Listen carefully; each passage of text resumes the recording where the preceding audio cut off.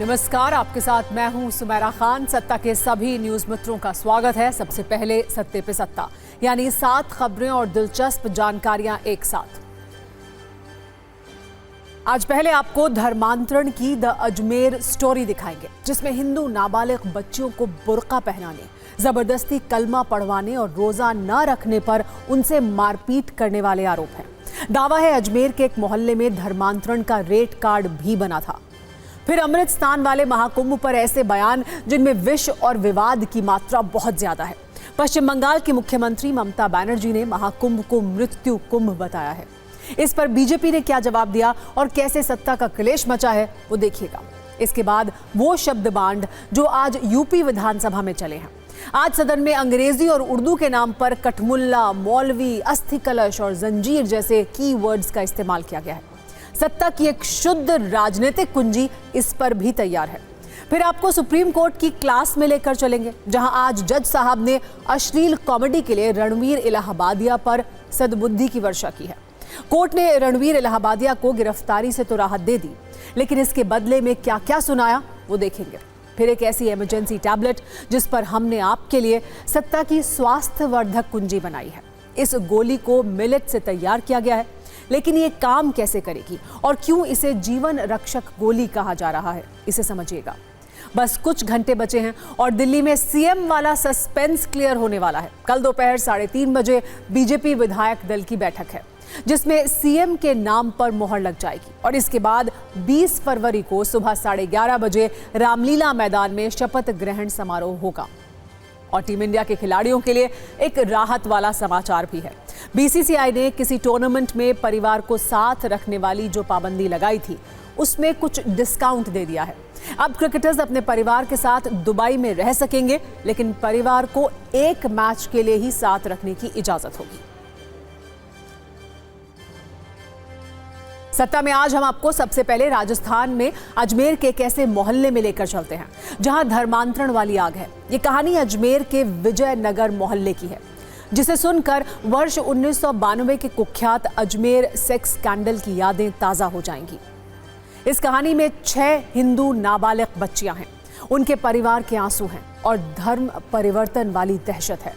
आरोप कुछ ऐसे हैं जिनके अनुसार हिंदू नाबालिग बच्चियों को जबरदस्ती बुर्का पहनाया जाता है, कलमा पढ़ने के लिए उन पर दबाव डाला जाता था और बाकायदा धर्म परिवर्तन का रेट कार्ड भी बनाया गया था। सबसे पहले हम आपको हिंदू धर्म की इन नाबालिग बच्चियों के माता पिता के आरोप सुनवाते हैं, जो बहुत ज्यादा चौंकाने वाले हैं। और इससे आपको ये समझ में आएगा कि कैसे अजमेर के मोहल्ले में चेन बनाकर धर्मांतरण वाला खेल हो रहा था। पुलिस ने केस में समुदाय विशेष के 7 लोगों को हिरासत में लिया है। इन लोगों पर बच्चियों के माता पिता के आरोप हैं कि ये उनकी बच्चियों पर धर्म परिवर्तन का दबाव बनाते थे। नाबालिग बच्चियों को कलमा पढ़ना सिखाया गया था, छोटी बच्चियों को जबरदस्ती बुर्का पहनाया जाता था, उन्हें रोजा रखने के लिए कहा जाता था और ऐसा ना करने पर उन्हें पीटा जाता था। दावा यहां तक है कि अलग अलग समाज की लड़कियों का धर्म परिवर्तन कराने का अलग अलग रेट भी तय था। वो हम आपको आगे दिखाने वाले हैं। बच्चियों के परिवार के अनुसार उनकी नाबालिग बच्चियों को मोबाइल देखकर फंसाया गया, उनके साथ दोस्ती की गई, उन्हें बहलाकर होटल और कैफे में बुलाया गया, उनकी अश्लील तस्वीरें और वीडियो बनाए गए और उसी के जरिए बच्चियों को ब्लैकमेल किया गया। आरोप तक यहाँ तक हैं कि धर्म परिवर्तन कराने वाले आरोपी उनकी बच्चियों को बाहर कहीं बेचने के फिराक में भी थे। ये पूरा मामला तब सामने आया जब एक नाबालिग ने अपने परिवार से सारी कहानी बता दी और फिर बात थाने तक पहुंची। हिंदू संगठन से जुड़े लोगों ने प्रदर्शन शुरू किया और इसके बाद कई आरोपियों को पकड़ा गया। हम आपको अजमेर में धर्मांतरण का जातिवादी रेट कार्ड भी दिखाते हैं। लोगों का आरोप है कि किसी ब्राह्मण लड़की का धर्म परिवर्तन कराने की कीमत 20 लाख रुपए रखी गई थी। अगर नाबालिग बच्ची जैन समाज से जुड़ी हुई है और कोई लड़का उसका धर्मांतरण कराता है तो उसे 15 लाख रुपए मिलेंगे। और आरोपों के अनुसार अगर दूसरी जाति की हिंदू लड़की को फंसाया जाता है तो ऐसी स्थिति में भी 20 लाख रुपए का इनाम मिलता था। हालांकि पीड़ित बच्चियों के परिवार के दावे और भी ज्यादा चौंकाने वाले हैं। आरोप यह है कि रेप और धर्मांतरण का ये मामला अजमेर के विजयनगर मोहल्ले में सिर्फ 6 नाबालिग बच्चियों तक ही सीमित नहीं है, बल्कि पीढ़ियों की बच्चियों की संख्या और भी ज्यादा हो सकती है। अभी तक की जानकारी के अनुसार पुलिस ने 7 में से 5 आरोपियों की गिरफ्तारी की है, जिनमें से 2 नाबालिग हैं। हालांकि पीड़ित परिवार का कहना है कि आरोपियों की संख्या भी 15 से 20 के बीच में हो सकती है। यह अनिदावा है कि पूरा गैंग बनाकर धर्म परिवर्तन का खेल हो रहा था और कुछ लोगों ने अजमेर के एक मोहल्ले को धर्मांतरण का मोहल्ला बना दिया था। हम आपको इस पर एक न्यूज रील भी आइए दिखाते हैं।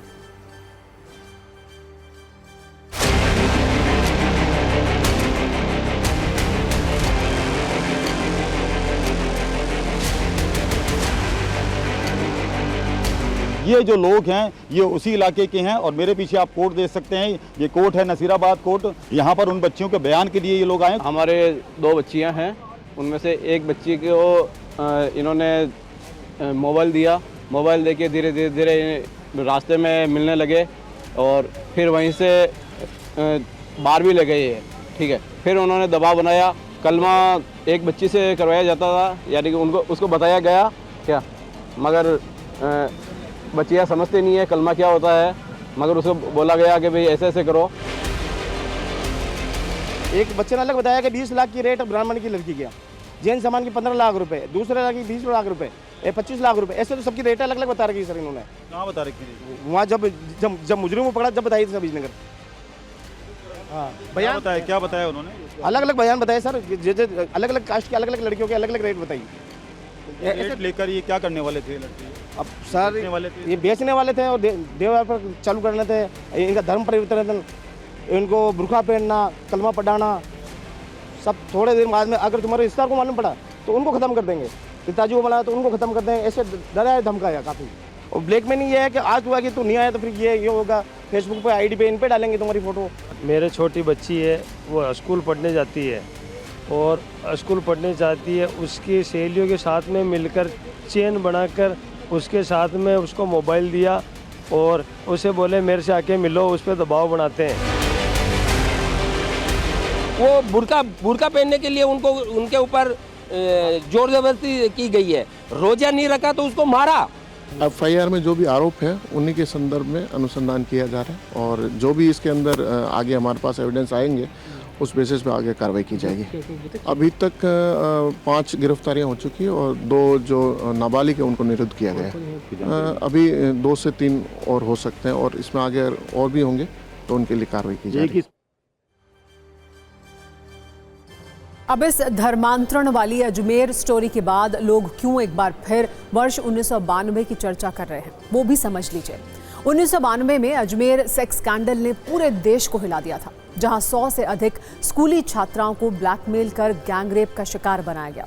इस साजिश के लिए 18 लोगों के खिलाफ केस चला था, जिनमें से 8 लोगों को आजीवन कारावास की सजा हुई। वैसे बाद में राजस्थान हाईकोर्ट ने 4 आरोपियों को बरी कर दिया, जबकि बाकी ने अपनी सजा पूरी की, लेकिन 6 अन्य आरोपियों पर अलग से मुकदमा चलता रहा और आखिरकार 2024 में अजमेर की स्पेशल पॉक्सो कोर्ट ने सभी 6 आरोपियों को उम्र कैद की सजा सुनाई। अब उत्तर प्रदेश की तरफ रुख करते हैं, जहां प्रयागराज महाकुंभ पिछले कुछ हफ्तों से काफी चर्चा में है। लेकिन इस चर्चा को आज प्रयागराज से शिफ्ट करके लखनऊ ले चलते हैं, जहां बात तो महाकुंभ की भी हुई, लेकिन असली लड़ाई उर्दू बनाम अंग्रेजी की थी और सरकार पर आरोप लगा कि उर्दू की अनदेखी करके अंग्रेजी को थोपा जा रहा है, जिसके जवाब में आया सीएम योगी आदित्यनाथ का बयान, जो काफी ज्वलनशील था। आज उत्तर प्रदेश विधानसभा के बजट सत्र का पहला दिन था और पहले ही दिन विधानसभा के अंदर और बाहर ये कीवर्ड्स ट्रेंड कर रहे थे: कठमुल्लापन, मौलवी, दोहरा चरित्र, उर्दू, हथकड़ी, अस्थि कलश और जंजीर। इन शब्दों के इर्द गिर्द सत्ता का बड़ा क्लेश शुरू हो गया। दरअसल यूपी विधानसभा के बजट सत्र के पहले दिन को 2 हिस्सों में बांटकर देखा जा सकता है। पहला हिस्सा जो विधानसभा के बाहर था और दूसरा हिस्सा सदन के अंदर था। पहले हम पहले हिस्से की बात करते हैं, जहां आज समाजवादी पार्टी के विधायकों ने जोरदार प्रदर्शन किया। इसमें से 2 विधायकों के प्रदर्शन की बहुत चर्चा भी रही। एक विधायक हैं अतुल प्रधान, जिन्होंने खुद को जंजीर से बांधकर प्रदर्शन किया। उनका कहना था कि अमेरिका से जिस तरह से भारतीयों को जंजीर से बांधकर भेजा गया है, उसकी चर्चा पूरे हिंदुस्तान में हो रही है। इसी को लेकर वो विरोध जता रहे हैं। जबकि समाजवादी पार्टी के एमएलसी आशुतोष सिन्हा साइकिल से अस्थि कलश लेकर विधानसभा पहुंचे। यह अस्थि कलश सरकार को नैतिकता सिखाने के लिए है। वो इसे लोकतंत्र के मंदिर में स्थापित करेंगे, ये उन्होंने कहा। कुल मिलाकर बाहर ठीक ठाक हंगामा हुआ और इसके बाद राज्यपाल के अभिभाषण की शुरुआत हुई, लेकिन हंगामा इतना ज्यादा हुआ कि राज्यपाल अपना अभिभाषण ठीक से नहीं पढ़ पाए। इसके बाद सदन में शुरू हुआ राजनीतिक एक्शन, जिसमें बहुत गर्मी थी। दरअसल इस बार विधानसभा के बजट सत्र में ऐसी व्यवस्था बनाई गई है कि सदन की कार्यवाही हिंदी के साथ अवधी, ब्रजभाषा, भोजपुरी, बुंदेली और अंग्रेजी भाषाओं में भी सुनी जा सकेगी। ये बात समाजवादी पार्टी को पसंद नहीं आई। जैसे ही सदन की कार्यवाही शुरू हुई, नेता विपक्ष माता प्रसाद पांडे ने अंग्रेजी को शामिल करने पर आपत्ति जताई। उन्होंने कहा कि अंग्रेजी थोपने की कोशिश हो रही है। अगर सदन में अंग्रेजी चलाई जा रही है तो फिर उर्दू भी शामिल की जानी चाहिए, क्योंकि उर्दू भी तो एक भाषा है। इस पर सीएम योगी ने तुरंत जवाब दिया और यह आरोप लगाया कि यह समाजवादियों का दोहरा चरित्र है, इसे एक्सपोज किया जाना चाहिए। ये अपने बच्चों को इंग्लिश पढ़ाएंगे, दूसरे के बच्चों को उर्दू पढ़वाएंगे, मौलवी बनवाएंगे, देश को कठमुल्लापन की तरफ ले जाना चाहते हैं।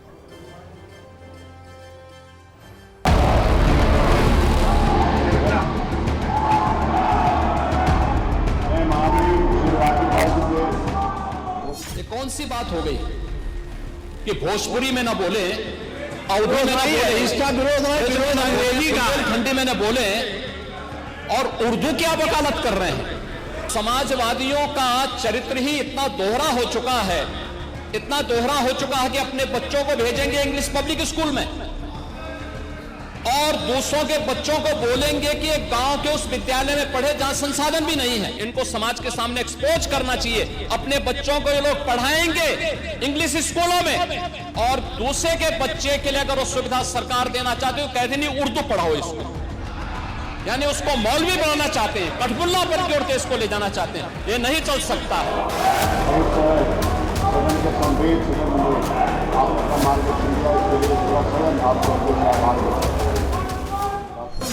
प्रदेश की बोली है, उर्दू में क्यों नहीं यहाँ विधानसभा में किया जाए?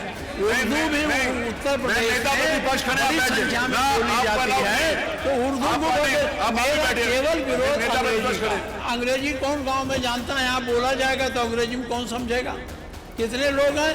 इसलिए इस विधानसभा को कुलीन तंत्र की विधानसभा न बनाइए। मैं केवल और केवल जो अंग्रेजी आप इस विधानसभा पर थोपने जा रहे हैं उसका विरोध कर रहा हूं।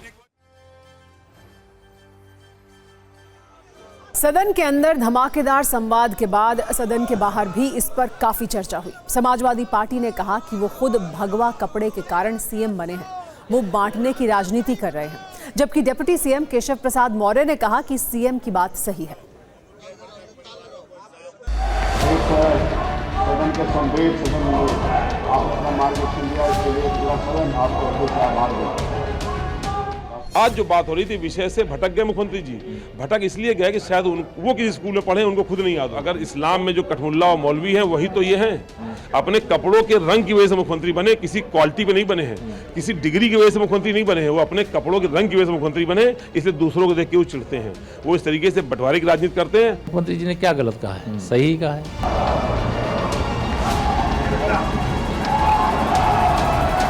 बाबा को तो केवल ये है, वो उर्दू भाषा, मुसलमान, इसके प्रति उनके मन में बहुत नफरत है, इसलिए वो नफरत भरी भाषा बोलते हैं। उर्दू की आप वकालत कर रहे हैं, ये बड़ी विचित्र बात है।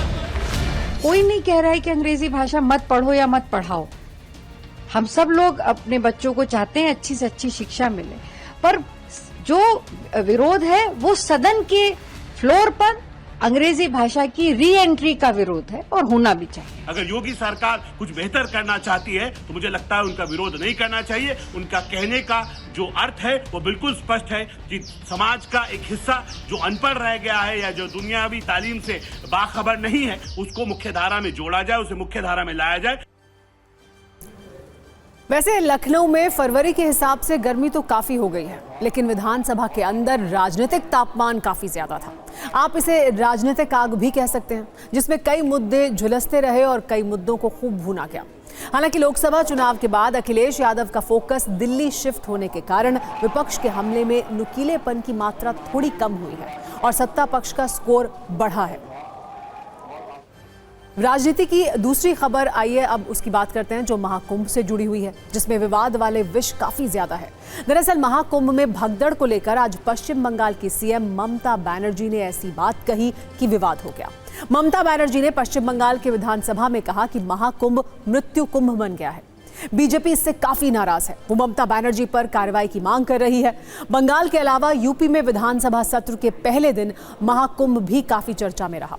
समाजवादी पार्टी के नेता शिवपाल यादव ने यह आरोप लगाया कि ऐसा महाकुंभ 144 वर्ष बाद आया है। ये शास्त्रों में कहीं नहीं लिखा है। इस तरह की बातों के कारण अव्यवस्था बढ़ी और लोगों की मौत हुई।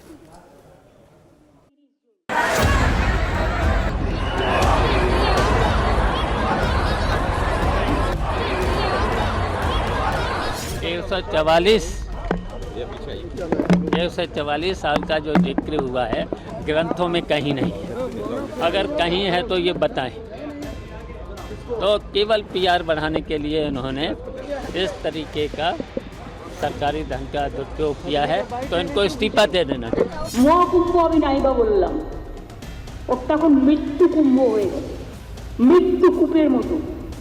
আমি মহাকুম্ভকে সম্মান করি, আমি শ্রদ্ধা জানাই, পবিত্র গঙ্গা মাকে আমি সম্মান করি, কিন্তু প্ল্যানিং না করে এত হাইপ তুলে এত লোকের মৃত্যু বললেন 30 জন, কথাটা কি সঠিক?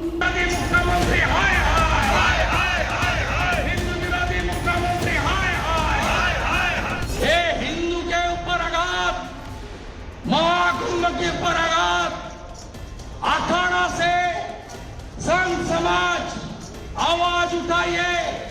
अब सच्चा हिंदू है तो राजनीति से ऊपर उठ के ममता बनर्जी का इस अपशब्दों की जोरदार विरोध करे। Very easy to comment on Sanatana Dharma or Hindu Dharma. They don't do the same level of this kind of criticism for any other religion.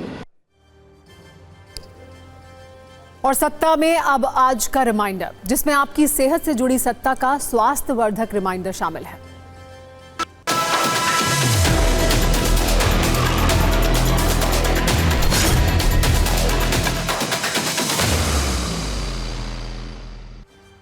तो इस कुंजी की शुरुआत करने से पहले आप सभी न्यूज मित्रों से एक जरूरी सवाल, क्या कोई ऐसी टैबलेट हो सकती है जिसे लेने से आपके खाने पीने की जरूरत पूरी हो जाए?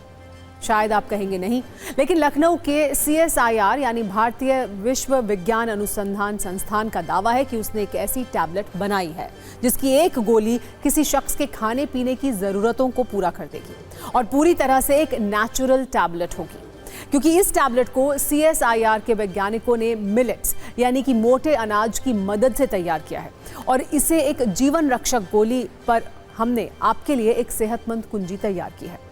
सबसे पहले समझिए कि मिलेट से गोली बनाई गई है, उसका नाम क्या है? तो इसे आपातकालीन आहार बताया जा रहा है, क्योंकि ये टैबलेट किसी इमरजेंसी में बहुत कारगर हो सकती है। इसके अलावा इसे NFIT यानी न्यूट्रिशन फूड इन टाइम और मिलफिट का नाम भी दिया गया है।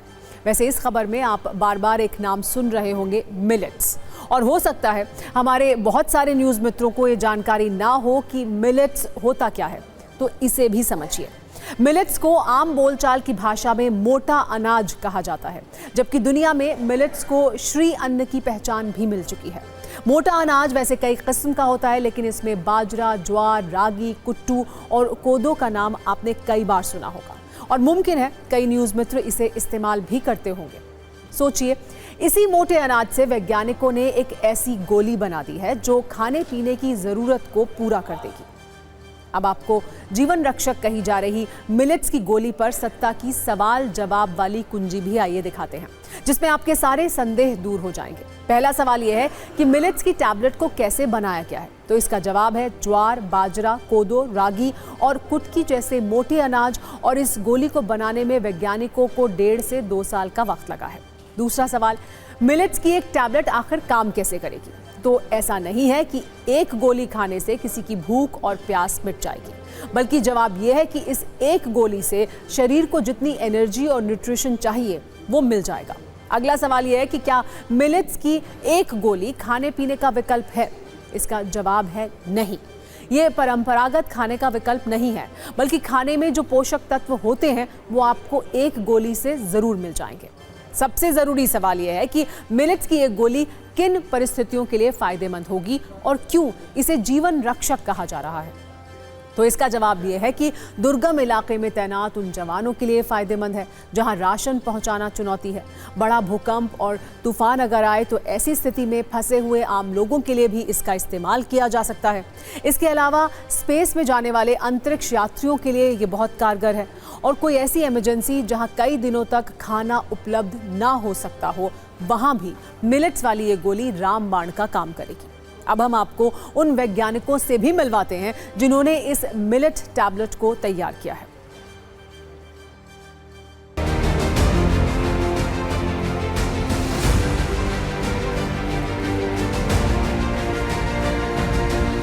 जैसे मान लीजिए अगर कोई इमरजेंसी है जहाँ पे आपको खाना नहीं मिल रहा है, आपके बॉडी को जितना एनर्जी और न्यूट्रिशन चाहिए ये आहार आपको मतलब दिला देगा, आपको मतलब एनर्जी और न्यूट्रिशन, जिसके जरिए आप 5-10 दिन सर्वाइव कर सकते हैं। मतलब आपको बॉडी को मतलब आपको ऐसे एहसास नहीं होगा कि आपका पेट भर गया, लेकिन आपका जितना एनर्जी चाहिए आपके बॉडी को, जितना न्यूट्रिशन चाहिए वो मिल जाएगा। मार्केट में जरूर आएगी। हम लोग ये पहली सोच है। हम ये गवर्नमेंट से बात कर रहे हैं, सेना के लिए बात कर रहे हैं, इमरजेंसी कैसे उन लोग इसी तरह हमारा नया डिस्कवरी है, एस्ट्रोनॉट खुद भी ये सोच सकते हैं। इसका ज्यादा हमारा यूजफुल है, इन डिफरेंट समय में आप यूज कर सकते हैं। जो भी चीज इसमें इस्तेमाल हुआ है वो पूरा नेचुरल है, पूरा खाने का चीज है, किसी तरह कोई साइड इफेक्ट तो नहीं, आम तरीके से खाते हैं वो सब चीजें इसमें। लेकिन हम लोग थोड़ा इसको ट्विस्ट देना चाहते हैं कि नेचुरल फ्लेवर डाल के आपके पसंदीदा फ्लेवर भी आएगा, लेकिन आपको ऐसे महसूस होगा कि आप कुछ खाना खाए। आज हम आपको मिलेट से बनाई गई इस गोली पर सत्ता का एक्स्ट्रा डोज भी आइए देते हैं, जिसमें सेहत की सत्ता है। मोटा अनाज कितना फायदेमंद हो सकता है इसे भी समझिए। जैसे बाजरा जो हृदय रोग से बचाता है, ब्लड प्रेशर कंट्रोल में रखता है और पेट के लिए फायदेमंद होता है। जौ शरीर से कोलेस्ट्रॉल लेवल को घटाने में बहुत फायदेमंद बताया जाता है। इसके अलावा ज्वार भी मोटा अनाज में शामिल है, जिसमें रोग प्रतिरोधक क्षमता बहुत ज्यादा है। रागी भी इसमें शामिल है, जो न सिर्फ शुगर लेवल को कम करता है बल्कि हड्डियों को मजबूती प्रदान करता है। हालांकि आपने ये सुना होगा कि किसी भी चीज की अति वर्जित है और सेहत के लिए हानिकारक है। इसी तरह आवश्यकता से अधिक श्री अन्न भी बीमारियों का कारण बन सकता है। इसीलिए हेल्थ एक्सपर्ट्स ये मानते हैं कि बहुत लंबे वक्त तक मोटा अनाज खाने से परहेज करना चाहिए। अब आपको बिहार की राजधानी पटना से आई कुछ तस्वीरें दिखाते हैं। इन तस्वीरों को देखकर आप इसे किसी फिल्म का सीन या शूटिंग मत समझिएगा। इस शूट आउट में शामिल पुलिस वाले भी असली हैं और गोलियां भी। वैसे आपने बदमाशों के एनकाउंटर की खबरें तो सुनी होंगी, लेकिन पटना में हुए एनकाउंटर की लाइव तस्वीरें भी सामने आई। पुलिस का यह एनकाउंटर एक्शन पटना के कंकड़ बाग इलाके में हुआ, जहां दिन में करीब 2 बजे अपराधियों ने फायरिंग की। फायरिंग के बाद वो डकैती के मकसद से एक मकान में घुस गए, जिसके आधे घंटे बाद शुरू हुआ पुलिस का एक्शन। एसटीएफ की टीम को बुलाया गया, एसएसपी खुद भी वहां पहुंच गए, कई थानों की पुलिस बुला ली गई, 80 से भी ज्यादा पुलिस जवान मौके पर थे। अपराधियों की फायरिंग का पुलिस ने भी जवाब देना शुरू किया। एसटीएफ के जवानों ने बिल्डिंग को चारों तरफ से घेर लिया। एसटीएफ के जवान ऑपरेशन के दौरान एक बिल्डिंग से दूसरी बिल्डिंग में जाते हुए दिखाई दिए। हालांकि लोगों की सुरक्षा के लिए पुलिस ने घरों के दरवाजे और खिड़की बंद करवा दिए थे, लेकिन रिहायशी इलाके में पुलिस के इस एक्शन का कई लोग वीडियो भी बना रहे थे। कई मीडिया कर्मी भी मौके पर मौजूद थे। आखिरकार 1 घंटे के बाद पुलिस की टीम मकान में घुसी और 2 बदमाशों को गिरफ्तार किया, लेकिन बाकी बचे अपराधियों ने एक बार फिर पुलिस पर फायरिंग की। पुलिस ने 2 घंटे के ऑपरेशन के बाद 2 और बदमाशों को पकड़ लिया। पटना में दिन दहाड़े हुई फायरिंग की घटना के बाद सियासी बयानों की भी फायरिंग हुई है। आरजेडी नेता तेजस्वी यादव ने कानून व्यवस्था पर सवाल उठाए हैं।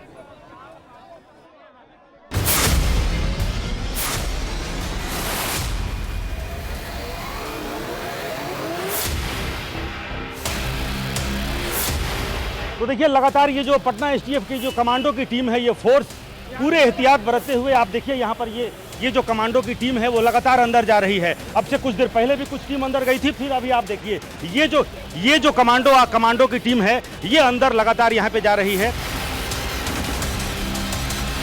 एक और मैं आपको तस्वीर यहाँ पर इधर मैं इस गली में इसलिए आया हूँ क्योंकि ये वो जो मकान है उस मकान का पीछे का हिस्सा है और उस पीछे के हिस्से को भी किस तरीके से यहाँ पर कॉर्डन ऑफ किया गया है। यहाँ पुलिस के जवानों को लगा दिया गया है ताकि पिछले हिस्से से उनके भागने की कोई गुंजाइश शेष न बचे। जमीनी विवाद को लेकर एक पक्ष गया था, उसके सत्यापन में जब पुलिस आई यहाँ पर तो अपराधियों के द्वारा फायरिंग की गई।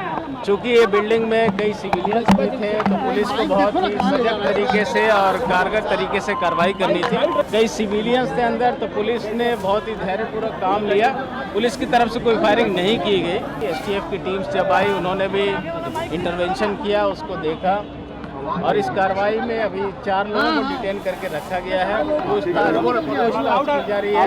लगातार अपराध बढ़ता जा रहा है। हम तो कई बार बोले कि ऐसा कोई दिन नहीं है जहां बिहार में 200 राउंड से भी कम जो गोलियां जो है वो नहीं चलती।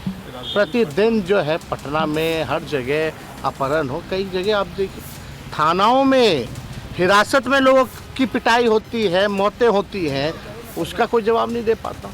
तो ये क्रिमिनल डिसऑर्डर हो गया है लॉ एंड ऑर्डर का।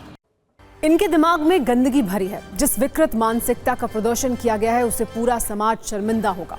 सुप्रीम कोर्ट ने ये बातें इंडियाज गॉट लेटेंट विवाद में यूट्यूबर रणवीर इलाहाबादिया को गिरफ्तारी से राहत देते हुए कही, लेकिन इस राहत से पहले फटकार लगाने में कोई कसर नहीं छोड़ी। दरअसल इंडियाज गॉट लेटेंट में विवादित टिप्पणी पर कई एफआईआर के बाद राहत के लिए YouTuber Ranveer Allahbadia supreme court पहुंचे थे, जिस पर आज सुप्रीम कोर्ट ने तसल्ली बख्श सुनवाई की और कुछ आदेश दिए, जिसके मुताबिक सुप्रीम कोर्ट ने रणवीर की गिरफ्तारी पर अंतरिम रोक लगा दी। पासपोर्ट पुलिस के पास जमा कराने के लिए कहा है। कोर्ट की अनुमति के बिना देश नहीं छोड़ सकते हैं। रणवीर के किसी भी शो का यूट्यूब पर प्रसारण बैन कर दिया गया। संबंधित एपिसोड पर अब और एफआईआर नहीं दर्ज की जाएगी। इन आदेशों से पहले आज जब सुप्रीम कोर्ट में रणवीर इलाहाबादिया के मामले की सुनवाई शुरू हुई तो उनके वकील को काफी फटकार मिली। सुप्रीम कोर्ट में रणवीर की ओर से पेश हुए वकील अभिनव चंद्रचूड़ ने कहा कि कई राज्यों में मामले दर्ज हैं, उनकी जान को खतरा है। इस पर जस्टिस सूर्यकांत ने कहा कि आप लोगों के माता पिता को बेइज्जत कर रहे हैं। ये गंदे दिमाग की उपज है। आपके पास भारी संपत्ति है, 2 अलग अलग एफआईआर का आप बचाव कर सकते हैं। हम एफआईआर क्यों क्लब करें?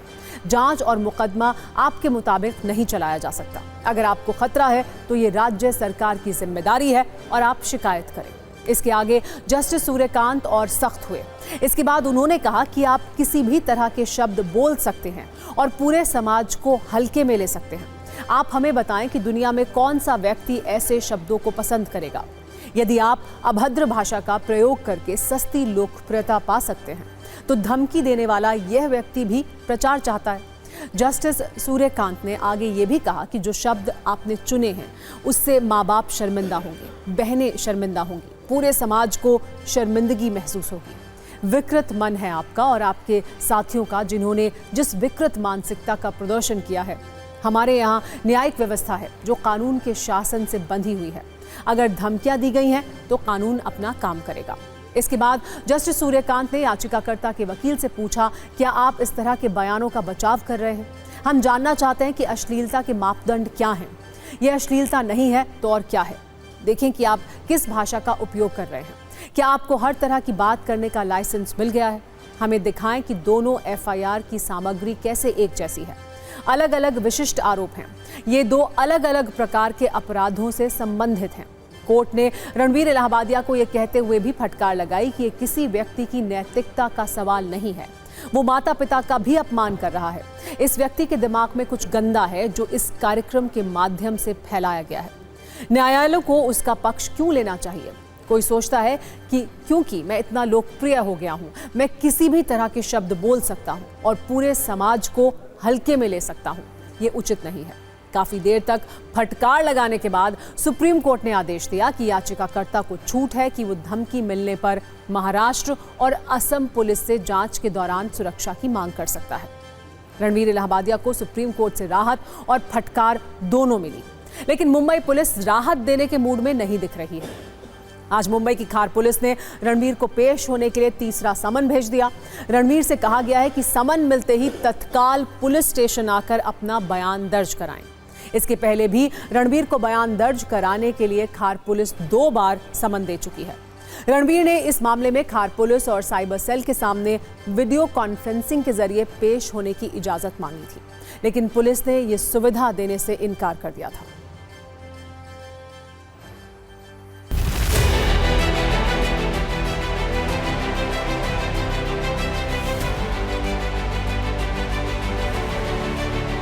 सुप्रीम कोर्ट ने इनको भी अच्छी तरह से फटकारा है और कहा है कि इनके जितने भी शो हो गए वो आगे से बंद किए जाए। जो भी गंदे कंटेंट लेके शो किए, जो छोटे से रील्स के जरिए जितने भी शूट किए वो हटा दिए जाए और पूरी की पूरी गंदगी इनके दिमाग में है, इसीलिए ऐसी गंदी बातें माता पिता के बारे में ये लोग कर रहे हैं। जो आदरणीय सुप्रीम कोर्ट ने कहा बिल्कुल सही कहा है। उन्होंने क्वेश्चन किया है the extent of obscenity and the extent of vulgarity. कोई नहीं चाहता है कि एक व्यक्ति को टारगेट करे, लेकिन एक मिसाल बनने के लिए कानून का खौफ बहुत ज़रूरी है और यहाँ freedom of expression is freedom of encroachment और वो इंक्रोचमेंट वल्गैरिटी है।